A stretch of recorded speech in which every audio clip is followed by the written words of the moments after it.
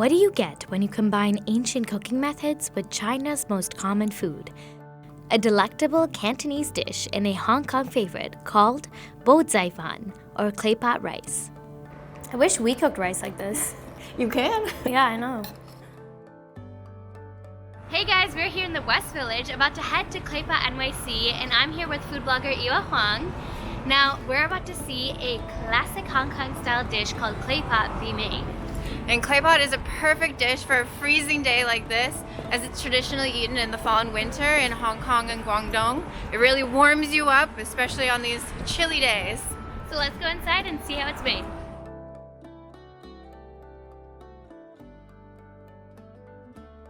呢個感覺好似喺紐約行咗入去香港個餐館入邊。好鍾意咁樣講嘅。That's Alex Yip, the founder of Clay Pot NYC, and that's Julian Yu, Clay Pot's head chef, who's been making clay pot rice for over 10 years. According to Chef Yu, who is from Guangdong, clay pot cooking is popular throughout all of China, especially in southern provinces like Hong Kong. Archaeologists estimate that people in China have been cooking in clay pots for 20,000 years. Even after Toshiba released the first commercially successful electric rice cooker in 1956, many people preferred the traditional method. The reason lies in the vessel itself. When cooked inside of a clay pot, the rice gains additional flavor from the earthen pottery. The clay's porous material allows the rice to breathe and absorb the flavors from meats and vegetables included in the pot. But the best part comes from the bottom of the pot, where a crispy layer of rice forms. This is known as fondue. But what makes a dish so special in Hong Kong? Alex says it comes down to Cantonese culture, which heavily influenced Hong Kong's modern culture. In the 1940s, Hong Kong saw a mass wave of Cantonese immigration after millions of people fled mainland China during the Communist Revolution. Cantonese people are very family-oriented. Nothing brings together a Cantonese family better than a pot of rice. And because Hong Kong is actually 90% Cantonese, I think that's why it's a signature dish. 廣東菜以鮮為主，以鑊炒嘢嚟講就以鑊氣為主。我覺得煮煲仔飯呢，睇落簡單，但係其實好多嘢都比較要用心機去做，所以差唔多係好似一個藝術咁。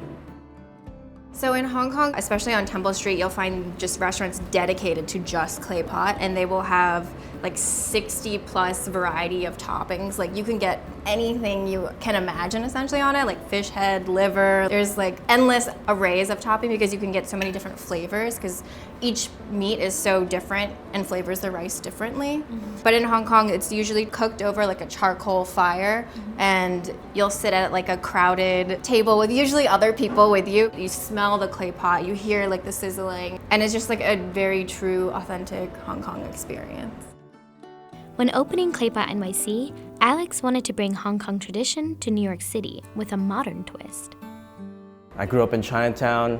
My dad and mom came from Hong Kong in 1976 with nothing. So all we could really do is eat clay pot. We had no money, so we would walk around Chinatown and we usually go to get a clay pot. And then I saw them slowly starting to disappear as Chinatown was being gentrified. So I wanted to preserve my memory of my childhood. It starts with long grain white rice that's been rinsed and washed in salt and is put in an oiled clay pot. Chef Yu adds water to the rice and brings it to a boil over a hot flame. Temperature control is key here. This is what can make or break the clay pot. You know, the fire is so important because you have to time it perfectly, and if you don't, you can actually end up burning the rice.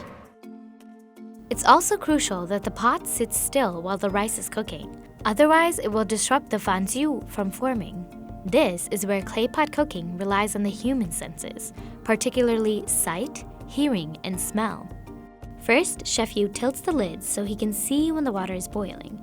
After boiling, he needs to check when the water is fully evaporated. After a visual check, he lowers the heat and tilts the pots on two sides for 5 minutes each. During those 10 minutes, Chef Yu needs to carefully listen for the crackling sound of the fondue forming. 聽唔聽到？佢嗰啲飯焦喺度，Yeah. Chef Yu also has to smell the distinct aroma of the fan siu to know it's ready. It's really hard to describe with words. It's kind of like with feelings. It makes me feel like I'm at home. I really can't. It's just a very homey smell. It's got this like aroma that's very pleasing. The chef cooks meats, vegetables, and other toppings and adds them to the rice, which continues to cook for several minutes.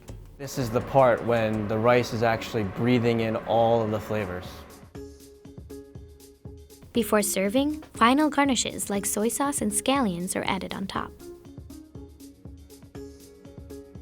I'm really excited. It was so amazing to see how the clay pot dishes were made and like how labor intensive it is, especially how care and love yes, in these dishes. yeah, and like how time sensitive it is.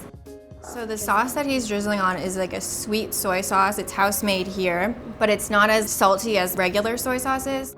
So we have two different toppings. Okay. So I have the traditional lapjang. It's like a very traditional Chinese sausage that you find a lot in Cantonese cuisine. It's rich and fatty and a little bit more sweet than I think traditional sausage that people might be used to, but it's incredibly addictive. All right, let's dig in. So yeah, then you want to mix everything together so you can get all of the different textures in this dish. So you have like the crispy golden rice from the clay pot, and then the center of the rice is like soft and fatty from the meats seeping in. Yeah.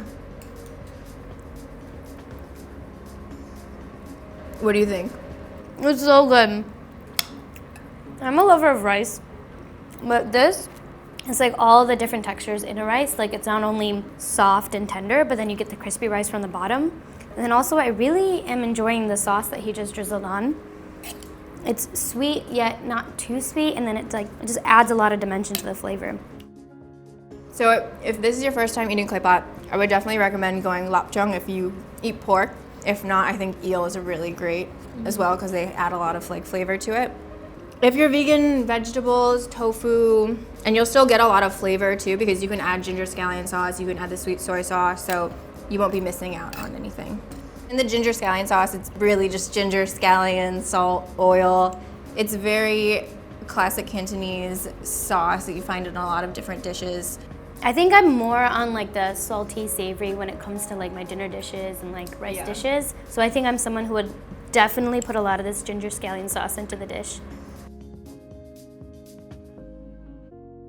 When I heard about the crispy rice at the bottom, I thought it was just going to be like, you know, like at the end we're like scraping it off, but it's not really edible, but it's actually very edible. And you can hear the crunch every time I bite into the crispy rice. Like it's very much cooked well and throughout. And that's also very fun to eat because I think in a lot of cultures, I feel like when the rice is burnt, they tend to throw it out or they tend to say, like not use it and not eat it. But in this situation, it's actually very much complementing the dish.